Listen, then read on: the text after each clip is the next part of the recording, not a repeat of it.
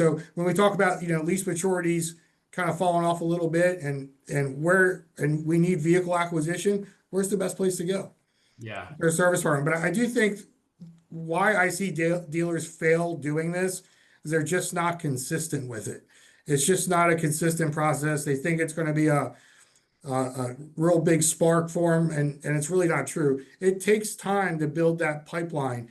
It takes the right person to be able to be back there, somebody who's disciplined, somebody who can follow a process and isn't very heavy-handed in their approach.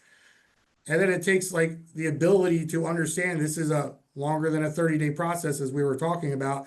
This is a long game that we want to do. But through that, we put messaging out there, not only about, wanting to trade them out of their car, but just buying their vehicle will help us with acquisition 100%.